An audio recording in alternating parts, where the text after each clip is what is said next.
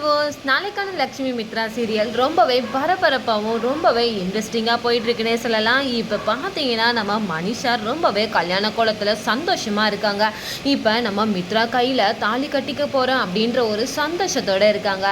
இதில் தாங்க ஒரு பெரிய ட்விஸ்டே இருக்குது. நம்ம மித்ரா நம்ம லக்ஷ்மி தான் சமிக்தான்றதை தெரிஞ்சுப்பாங்களா, இல்லை நம்ம மனிஷா கழுத்தில் தாலி கட்டுவாங்களா அப்படின்றத பற்றி தான் இந்த வீடியோக்குள்ளே பார்க்க போகிறோம். வீடியோவை ஸ்கிப் பண்ணாமல் பாருங்கள். வாங்க வீடியோக்குள்ளே போகலாம். இந்த பக்கம் பார்த்தீங்கன்னா நம்ம ஜுன்னுவியும் லக்கியும் தான் கட்டுறாங்க. ரெண்டு பேருமே பார்த்தீங்கன்னா பேசிக்கிட்டு இருக்காங்க. எப்படியாவது இந்த கல்யாணத்தை நிறுத்தணும்னு பார்த்துட்டு இருக்கோம். உனக்கு இந்த கல்யாணம் பிடிச்சிருக்கா லக்கி அப்படின்றாங்க. நீ வேற ஜுன்னு, எனக்கு இந்த கல்யாணத்தில் சுத்தமாக விருப்பமே கிடையாது. இது எல்லாமே அப்பாவுக்காக தான் நடக்குது. அங்கே என்னன்னா எல்லாருமே உனக்கு ஒரு அம்மா வேணும் அப்படின்னு சொல்லிட்டு தான் இந்த மனிஷாவை கல்யாணம் பண்ணி வைக்கிறாங்க. நீ என்னன்னா அப்பாவுக்காகன்றியா? ஆமாம், எனக்கு இது பிடிக்கவே இல்லை. இந்த மனிஷா எனக்கு சுத்தமாக லைஃப்பில் பிடிக்கவே பிடிக்காது. அவள் போய் எனக்கு அம்மாவாக வந்தால் நான் ஏற்றுப்பேன். நான் ஜுன்னு, நீ என்ன சொல்கிற அப்படின்றாங்க. அப்படின்னா அந்த கல்யாணத்தை நீ நிறுத்திடலாமே அப்பா கிட்ட பேசுது. அப்பா கண்டிப்பாக இப்போ போய் நான் சொன்னால் எப்படி ஏற்றுப்பாங்க? சொல்லணும்னா நான் முன்னாடியே சொல்லியிருக்கணும்ல. இப்போ போயிட்டு கடைசி நிமிஷத்தில் சொன்னால் எப்படி அப்பா இதை நிறுத்துவாங்க அப்படின்றாங்க. சரி சரி, நம்மளுக்கு ஒரு வழி இருக்குது அப்படின்றாங்க. என்ன வழி ஜுன்னு அப்படின்றாங்க.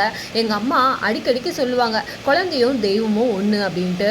அதனால் நம்ம என்ன கேட்டாலும் காட் கிட்ட நம்மளுக்கு கிடைக்கும் அப்படின்னு சொல்லுவாங்க. இப்போ நம்ம போயிட்டு காட் கிட்ட வேண்டலாம், இந்த கல்யாணத்தை எப்படியாச்சும் நிறுத்தணும் அப்படின்னு சொல்லிட்டு கேட்கலாம். கண்டிப்பாக காட் நம்மளுக்கு இதுக்காக உதவி செய்வார் அப்படின்னு சொல்லிட்டு ரொம்பவே சுட்டித்தனமாக நம்ம ஜுன்னு நம்ம லக்கி கிட்ட பேசிக்கிட்டு இருக்காங்க. இதை கேட்ட லக்கி, அப்படியா சரி, நம்ம ரெண்டு பேருமே போயிட்டு இந்த கல்யாணம் எப்படியாவது நிற்கணும்னு சொல்லிட்டு வேண்டிக்கலாம் அப்படின்னு சொல்லிட்டு இவங்க ரெண்டு பேரும் போகிறாங்க.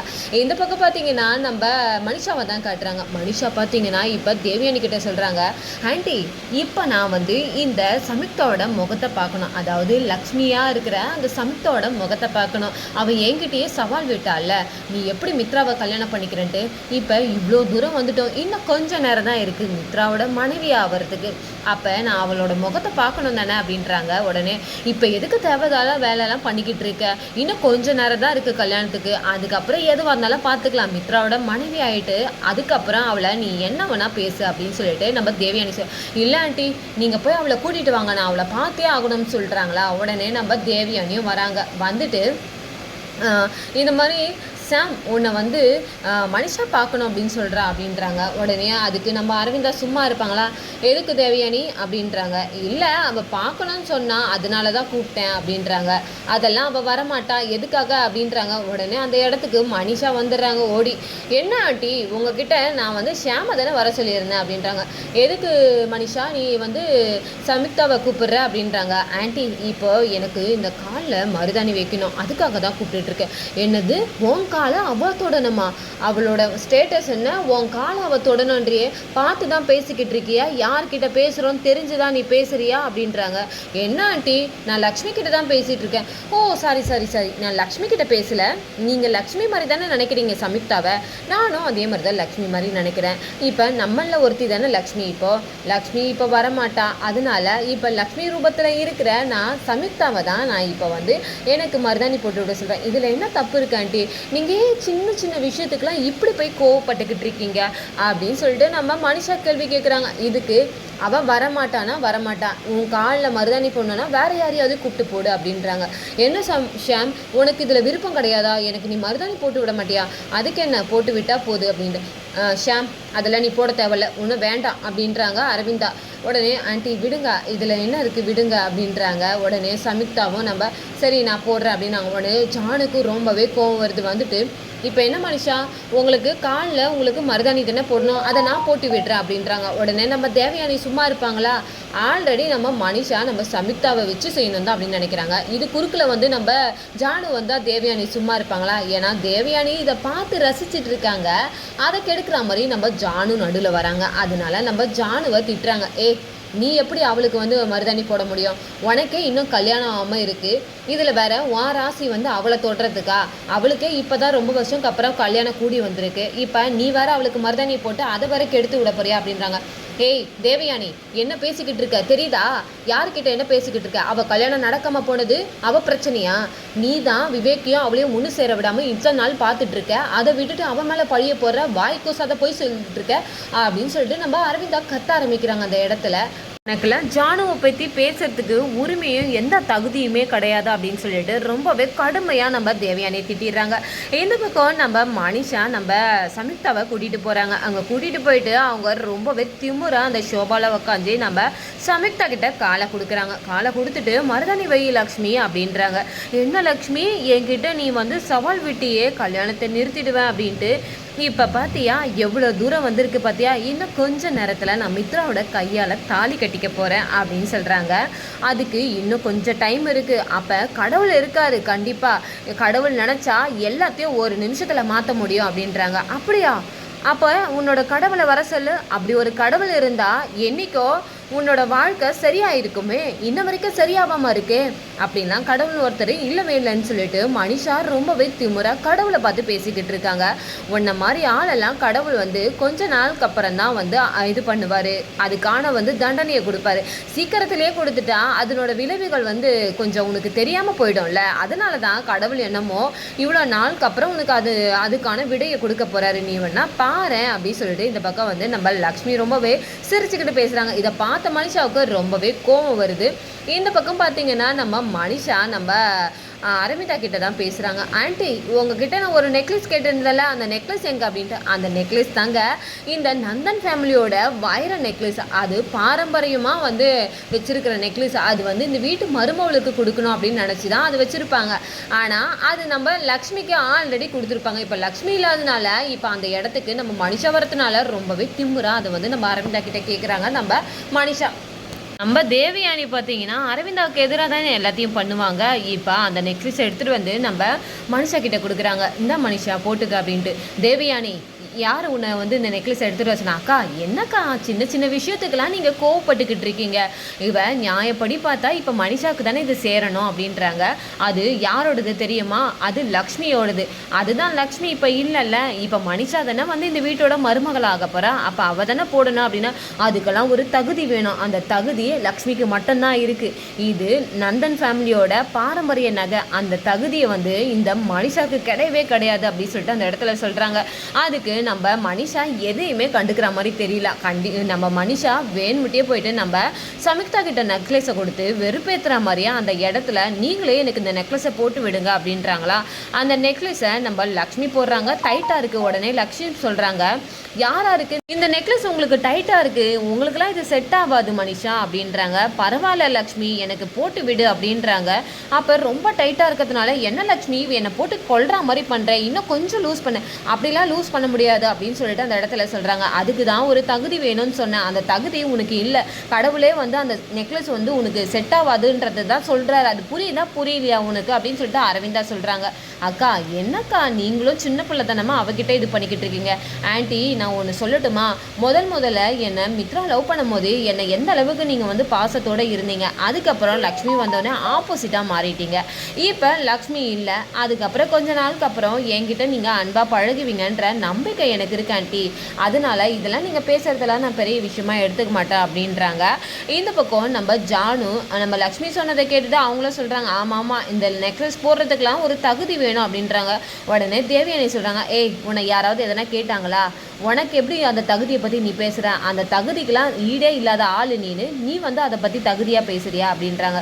ஏன் அவள் பேசக்கூடாதா, அவளுக்கு எல்லா தகுதியும் இருக்குது. இதோ நிற்கிறாளே மனிஷா, இவளுக்கு தான் அந்த தகுதியே முதல்ல கிடையாது. நந்தன் ஃபேமிலிக்கு ஒரு மருமகள் ஆகணும்னா அதுக்கெலாம் ஒரு தகுதி வேணும், அந்த தகுதியெல்லாம் இவளுக்கு கிடையவே கிடையாது அப்படின்னு சொல்லிட்டு சொல்கிறாங்க. ஆண்டி ஏதாவது சொல்லிட்டு போட்டோம், நம்ம போகலாம் அப்படின்னு சொல்லிட்டு நம்ம மனிஷா அந்த நெக்லஸை போட்டுட்டு தான் மணமேடையில் உட்காருவேன்னு சொல்லிட்டு ரொம்பவே வலுக்கட்டாயத்தோட டைட்டாக இருந்தாலும் பரவாயில்லன்னு சொல்லிட்டு நம்ம லக்ஷ்மி கையில் அந்த நெக்லஸை போட்டுக்கிட்டு போகிறாங்க. லக்ஷ்மி இதை பார்த்துட்டு அழுதுகிட்டே இருக்காங்க. லக்ஷ்மிக்கு பழைய ஞாபகம்லாம் வர ஆரம்பிச்சிருது. அவங்க அரவிந்தா அந்த நெக்லஸை கொடுத்து இது உன்னோட பொறுப்பு, இது உனக்கு சேர வேண்டியது அப்படின்னு சொல்லிட்டு நம்ம லக்ஷ்மி கல்யாணம் ஆகி வரும்போது கொடுக்கும்போது அந்த ஞாபகத்தில் நம்ம லக்ஷ்மி நினச்சி அதை அழுதுகிட்டே இருக்காங்க. இந்த பக்கம் நம்ம மித்ராவை தாங்க காட்டுறாங்க. மித்ரா பார்த்தீங்கன்னா நம்ம மனிஷா கிட்ட வராங்க. மனிஷா, நான் உங்ககிட்ட கொஞ்ச நேரம் பேசணும் அப்படின்னு சொல்லிட்டு சொல்கிறாங்க. உடனே தேவயானிக்கு என்ன இது, இப்போ போயிட்டு நம்ம மனிஷா கிட்ட பேசணும்னு சொல்லிட்டு சொல்கிறானே, என்ன பேச போகிறான், கல்யாணம் நடக்க போகிறதுக்கு இன்னும் கொஞ்ச நேரம் தானே இருக்குது, இப்போ வந்து என்ன பேச போகிறான் அப்படின்னு சொல்கிறாங்க. அதுக்கு மித்ரா வந்து நான் உங்ககிட்ட ஒரு சத்தியம் வாங்கணும் அப்படின்னு சொல்கிறாங்க. என்ன மித்ரா இப்போ போயிட்டு இதெல்லாம் கேட்குற அப்படின்றாங்க. உடனே மனிஷாவுக்கு ஒரே பதட்டமாயிடுது. நீ வந்து என்னோட பொண்ணை வந்து லக்கியை வந்து நல்லா பார்த்துப்பியா, அதுதான் எனக்கு மெயின். நான் இப்போ அவளுக்காக தான் உன்னை கல்யாணமே பண்ணிக்கிறேன். அவளுக்கு ஒரு நல்ல அம்மா வேணும் அப்படின்னு சொல்லிட்டு தான் நான் உன்னை கல்யாணம் பண்ணிக்கிறேன். அதனால நீ அவளை ஒரு அம்மா போல் நீ எந்த இடத்துலையும் அவளை வந்து கஷ்டப்படுத்தாத அளவுக்கு நீ பார்த்துப்பியா அப்படின்னு சொல்லிட்டு இது நீ சத்தியம் பண்ணி கொடுத்தாதான் நான் உன்னை கல்யாணம் பண்ணிப்பேன் அப்படின்னு சொல்கிறாங்களா. என்ன மித்ரா, நான் தான் உங்ககிட்ட சொன்னல, நம்மளுக்கு குழந்தை கூட வேண்டாம், நம்ம லக்கியே வந்து என் பொண்ணாக நான் வந்து வளர்ப்பேன். ஏன்னா நான் லக்கி மேலே உன் மேலே எவ்வளோ பாசம் வச்சுருக்கேனோ அதை விட நான் லக்கி மேலே அதிகமாக பாசம் வச்சுருக்கேன் அப்படின்னு சொல்லிட்டு அவங்களோட ட்ராமாவை ஆரம்பிக்கிறாங்க. உடனே மித்ரா சொல்கிறாங்க சத்தியம் பண்ணு அப்படின்றாங்க. உடனே நம்ம தேவயானி சத்தியமாவது சக்கரை பொங்கலாவது இது எல்லாமே நம்ம மனிஷாவுக்கு ஒன்றுமே இல்லையே, சத்தியம் பண்ணால் அதன்படி நடந்துருவாளா என்ன இது, இவ தான் ஃபாரின் போகிறேன், இந்த லக்கியை நீங்கள் தான் பார்த்துக்கணும் அப்படின்னு சொல்லிட்டு சொன்னதை நினச்சி பார்க்குறாங்க நம்ம தேவயானி.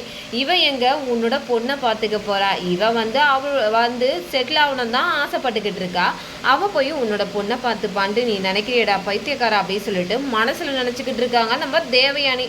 இந்த பக்கம் பார்த்தீங்கன்னா வழக்கம் போல் நம்ம லக்கியும் ஜுன்னுவையும் காட்டுறாங்க. அவங்க ரெண்டு பேருமே டிடெக்டிவ் மாதிரி வேலை பார்க்க ஆரம்பிச்சிட்டாங்கன்னே சொல்லலாம். இந்த பக்கம் லக்கி வந்து சொல்கிறாங்க, லக்கி எனக்கு இந்த மனுஷாவை பிடிக்கவே இல்லை ஜுன்னு, எனக்கு அம்மான்றவங்க இல்லைன்னு சொல்லிட்டு அன்றைக்கி என்ன அனாதன்லாம் சொல்லிட்டு இந்த மனுஷா என்னை திட்டிகிட்டு இருந்தா.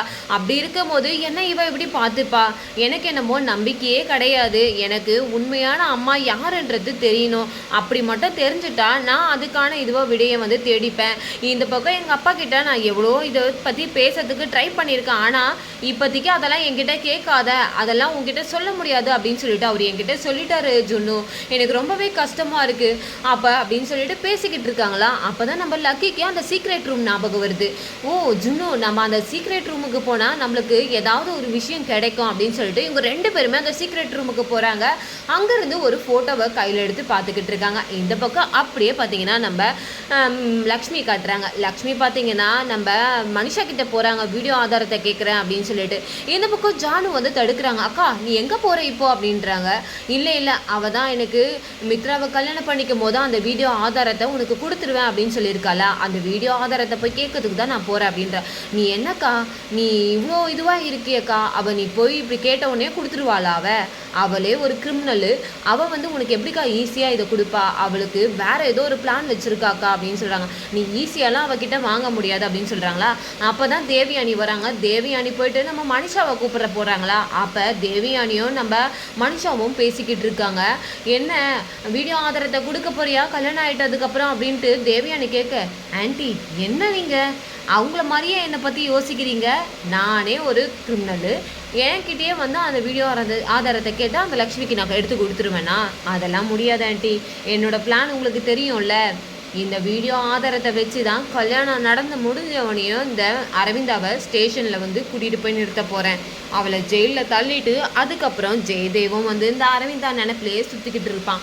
கண்டிப்பாக அரவிந்தாவும் கொஞ்சம் நாளில் இறந்துடுவா. இதை நினச்சி ஜெயதேவும் வந்து பைத்தியமாக ரோட்டில் அலைஞ்சிக்கிட்டு இருப்பான். இந்த பக்கம் பார்த்தீங்கன்னா நம்ம மித்ரா அம்மா இவ்வளோ பெரிய துரோகத்தை செஞ்சுட்டாங்களேன்னு சொல்லிட்டு இங்கே யாருமே இல்லைன்னு சொல்லிட்டு என் கூட ஃபாரினுக்கு வந்துடுவான். ஃபாரினுக்கு வந்ததுமே நான் சந்தோஷமாக இருப்பேன். அப்போ இந்த லக்கி, அதுதான் நான் சொன்னல, இந்த சொத்தையும் நீங்கள் அனுபவிக்கணும், அந்த லக்கியை நீங்கள் பார்த்துக்க மாட்டீங்களா, நீ என்ன மனுஷா, நான் சொத்தை அனுபவிக்கிறேன்னா அவளை நான் பார்த்துக்கணுமா, நீயே பார்த்துக்காத போது நான் எப்படி பார்த்துப்பேன், அவளை தூக்கிட்டு போயிட்டு எங்கேயாவது அனாதாசிரமத்தில் சேர்த்துருவேன், அவ்வளோதான் என்னோட இதுவு அப்படின்னு சொல்லிட்டு இந்த பக்கம் தேவயானியும் நம்ம மனிஷாவும் ரொம்பவே திட்டத்தை போட்டுக்கிட்டு இருக்காங்க. இதை வந்து நம்ம லக்ஷ்மி ஒட்டு கேட்டுட்டு, ஓஹோ உங்களோட பிளான் இதுதானா, பார்க்குறேன், நீ எப்படி அந்த வீடியோ ஆதாரத்தை என்கிட்ட கொடுக்காம போகிற, நீ எப்படி வந்து எங்களை வந்து நடுத்துறதுல இருக்கிற, அப்புறம் இந்த லக்ஷ்மி அப்படின்னு சொல்லிட்டு கேட்குறாங்களா.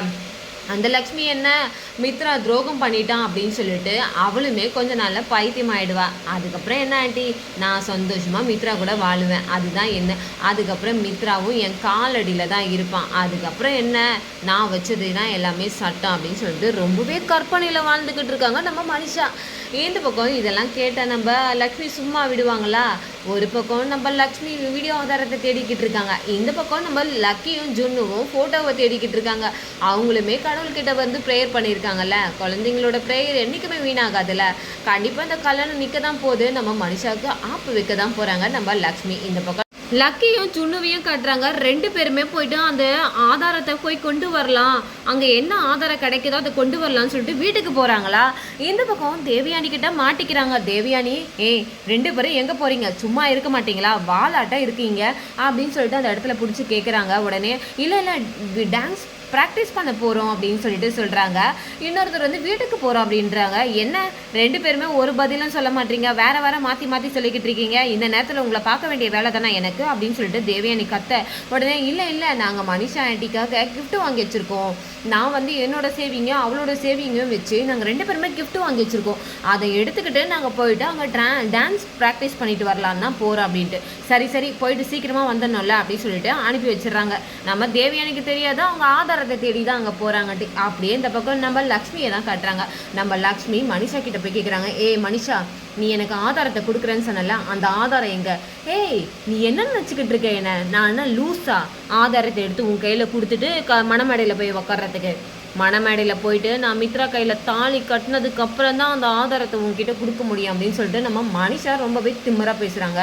அதெல்லாம் முடியாது, நீ என்ன சொன்ன, மித்ராவை கல்யாணம் பண்ணிக்கும் போதே நான் அவனுக்கு ஆதாரத்தை கொடுத்துருவேன்னு சொன்னேன், இப்போ எனக்கு அந்த ஆதாரத்தை கொடு அப்படின்றாங்க. அதெல்லாம் என்னெல்லாம் தர முடியாது அப்படின்னு சொல்லிட்டு நம்ம லக்ஷ்மி கிட்டேயே நம்ம மனிஷா பேசிக்கிட்டு இருக்காங்க.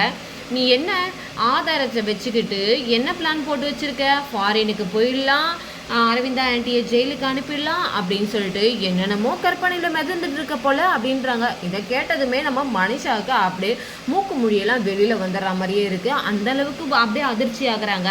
அப்படியெல்லாம் நான் எதுவும் பிளான் போடலையே. உன்னோட பிளான் எனக்கு தெரியாதுன்னு நினச்சிக்கிட்டு இருக்கியாடி, எவ்வளோ கேவலமானவளாக இருக்கிற நீனு. உன்னை நம்பி ஒரு குடும்பம், எவ்வளோ நல்ல குடும்பம், அந்த குடும்பத்தை உனக்கு பார்த்துக்க துப்பு கிடையாது, நீ வந்து ஃபாரினுக்கு போயிடுவியா? இதெல்லாம் மட்டும் மித்ராவுக்கு தெரிஞ்சதுன்னா உன்னோட நிலைமையே வேற, இப்போ உனக்கு கல்யாணமே நடக்காது பார்த்துக்க. அப்படியா, நீ போய் சொல்லு பார்க்கலாம், இப்போ மித்ரா நம்பிடுறேன் நான் பார்க்குறேன் நான் அப்படின்னு சொல்கிறாங்க. நம்ப மாட்டாங்கன்றதுக்காக தானே இப்படி சொல்லிக்கிட்டு இருக்க. நீ அரவிந்தா ஆண்டியை தானே ஜெயிலுக்கு அனுப்புவேன்னு சொன்னேன், இன்னைக்கு நான் உன்னை கொலை பண்ணிட்டு ஜெயிலுக்கு போயிடுவேன் அப்படின்றாங்க. என்னை கொலை பண்ணிட்டு ஜெயிலுக்கு போயிடுவியா நீனு, கொலை பண்ண பார்க்கலாம் அப்படின்றாங்க. நடக்காதுன்னு நினச்சிக்கிட்டு பேசிக்கிட்டு இருக்காத அப்படின்றாங்க. உடனே நம்ம தேவயானி இந்த சைடு வராங்க. தேவயானி கேட்குறாங்க, இன்னும் மனுஷா ரெடி ஆகலையா, உன்னை மடமாடியில் கூப்பிட்டுக்கிட்டு இருக்காங்க அப்படின்றாங்க. தோ ஆண்டி நான் ரெடி ஆகிட்டேன். ஷாம் நீ எங்கே இங்கே அப்படின்றாங்க. அவளா ஆதாரம் வேணுமா, அவளுக்கு அந்த வீடியோ ஆதாரத்தை கொடுக்கணுமா, அதுக்காக தான் என்கிட்ட வந்து வம்பு பண்ணிக்கிட்டு என்னையே கொலை பண்ணிடுவேன்னு சொல்கிறான் ஆண்டி அப்படின்றாங்க. ஐயோ அங்கே டைம் ஆகுது மனிஷா, நீ வா மனிஷா, அவள் கிடக்கிறா அப்படின்னு சொல்லிட்டு நம்ம தேவயானி கூட்டிகிட்டு போகிறாங்களா. இந்த பக்கம் நம்ம மித்ராவை தான் காட்டுறாங்க. மித்ரா ஆல்ரெடி மணமேடையில் நம்ம பழைய கல்யாணத்தை நினச்சி பார்த்துக்கிட்டு இருக்காங்க. நம்ம லக்ஷ்மி கூட எப்படிலாம் அவருக்கு கல்யாணம் ஆச்சோ அதெல்லாம் வந்து அப்படியே ரீவைண்ட் பண்ணி பார்த்துக்கிட்டு இருக்காங்க. இந்த பக்கம் மனிஷாவும் போகிறாங்க. நம்ம லக்ஷ்மிக்கு என்ன பண்ணுறதுனே தெரியாமல் ரொம்பவே வந்து அந்த இடத்துல உடஞ்சி போய் நின்றுட்டு இருக்காங்க. இந்த பக்கம் நம்ம ஜுன்னுவும் நம்ம லக்கியும் ஒரு பக்கம் ஆதாரத்தை தேடி அந்த ரூமுக்கு போயிருக்காங்க. இந்த பக்கம் நம்ம லக்ஷ்மி தாங்க காட்டுறாங்க. லக்ஷ்மி மணமேடையில் நம்ம மித்ராவை பார்த்து கண்ணீர் விட்டுக்கிட்டே இருக்காங்க. ஒரே பதட்டத்தில் இருக்காங்க. அங்கே இருக்கிற அரவிந்தா எல்லாருமே இந்த கல்யாணம் நடக்கக்கூடாது அப்படின்னு சொல்லிட்டு அந்த இடத்துல ஒரே துடிச்சுட்டே இருக்காங்க. ஆனால் யாருமே அதை கேட்குறதா இல்லவே இல்லை. இந்த பக்கம் இவங்க மனிஷா நம்ம தேவயானிலாம் சந்தோஷமாக இருக்காங்க. மணமேடையில் பார்த்தீங்கன்னா நம்ம மித்ரா நம்ம லக்ஷ்மி முன்னாடி வந்து நிற்கிற மாதிரி மணமேடைக்கு வரா மாதிரி கனவு கண்டுக்கிட்டு இருக்காங்க. இது என்ன இது, லக்ஷ்மி வரா மாதிரி எப்படிலாம் இருக்கக்கூடாது அப்படின்னு சொல்லிட்டு நம்ம மித்ரா அதுலேருந்து வெளியே வந்து நம்ம மனிஷாவுக்கு தாலி கட்டுறதுக்காக ரெடி ஆகிட்டு இருக்காங்க. இந்த பக்கம் நம்ம ஜுன்னுவும் லக்கியும் ஓடி வராங்க ஃபோட்டோவை எடுத்துக்கிட்டு.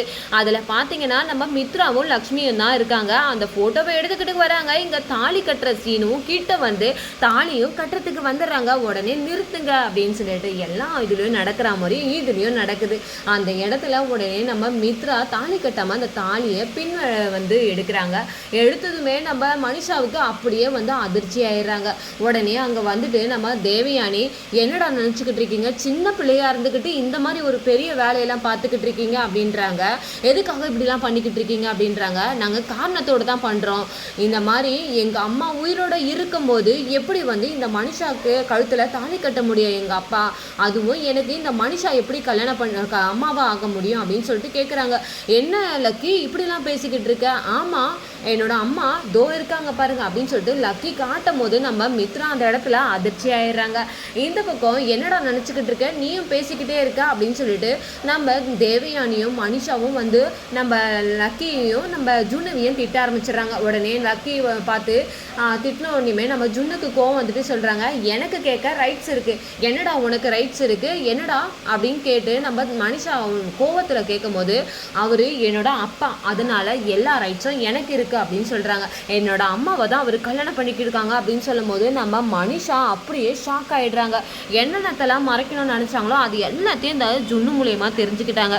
இந்த பக்கம் நம்ம மித்ரா அப்படியே ஷாக் ஆகிட்டு நம்ம சம்யுக்தாவுக்கு கை கொடுத்தது அவங்களோட பல நினைவுகள் அந்த ஆஃபீஸில் வந்து இன்ட்ரடியூஸ் ஆனது எல்லாமே லக்ஷ்மி தான் அப்படின்றத அந்த இடத்துக்குள்ள நம்ம மித்ரா தெரிஞ்சுக்கிறாங்க. தெரிஞ்சுக்கிட்டதுக்கு அப்புறம் லக்கி எனக்கு இவங்க அம்மாவாக இருக்கவே கூடாது, என்னோட அம்மா இருக்கிற வரைக்கும் அப்படின்னு சொல்லிட்டு சொல்கிறாங்களா. அந்த இடத்துல நம்ம ஜுன்னு கிட்ட சொல்கிறாங்க, யாருடா யாருக்கு உனக்கு அப்பா அப்படின்னு சொல்கிறாங்க.